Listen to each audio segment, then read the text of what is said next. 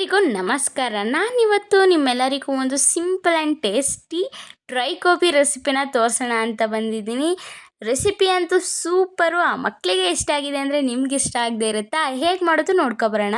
ಸಣ್ಣಕ್ಕೆ ಹೆಚ್ಚಿರೋ ಎಲೆಕೋಸು, ಕ್ಯಾರೆಟು, ಈರುಳ್ಳಿ, ಶುಂಠಿ ಬೆಳ್ಳುಳ್ಳಿ ಪೇಸ್ಟು, ಹಸಿಮೆಣ್ಸಿನ್ಕಾಯಿ ಪೇಸ್ಟು, ಧನಿಯಾ ಪುಡಿ ಮತ್ತು ಅರಿಶಿನ ಪುಡಿ, ಅಚ್ಚ ಖಾರದ ಪುಡಿ, ಸ್ವಲ್ಪ ರುಚಿಗೆ ತಕ್ಕಷ್ಟು ಉಪ್ಪನ್ನು ಹಾಕ್ತಾ ನೀಟಾಗೆ ಎಲ್ಲ ಕಲಿಸ್ಕೊಳ್ಳಿ. ಅದಕ್ಕೆ ಸ್ವಲ್ಪ ಕಾರ್ನ್ಫ್ಲವರ್ ಹಾಕ್ತಾನು ಚೆನ್ನಾಗೆ ಕಲಿಸ್ಕೊಂಡು ಒಂದು ಸ್ವಲ್ಪ ಹೊತ್ತು ಅದನ್ನು ಉಣಿಯೋದಕ್ಕೆ ಬಿಡಬೇಕಾಗತ್ತೆ. ಒಂದು ಅರ್ಧ ಗಂಟೆ ಉಣಿಯೋದಕ್ಕೆ ಬಿಟ್ಟು ಆ ನಂತರ ಚೆನ್ನಾಗಿ ಎಣ್ಣೆ ಕಾಯಿಸ್ಕೊಂಡು ಸ್ವಲ್ಪನೇ ಉಂಡೆ ಮಾಡಿಕೊಂಡು ಎಣ್ಣೆಲಿ ಚೆನ್ನಾಗೆ ಫ್ರೈ ಮಾಡಿಕೊಂಡ್ರೆ ಗೋಲ್ಡನ್ ಬ್ರೌನ್ ಬರೋ ತನಕ ಈ ರೆಸಿಪಿ ರೆಡಿ ಆಗುತ್ತೆ. ಎಷ್ಟು ಸಿಂಪಲ್ ಆಗಿದೆ, ಹಾಗೆ ಅಷ್ಟೇ ಟೇಸ್ಟಿಯಾಗಿ ಕೂಡ ಇದೆ.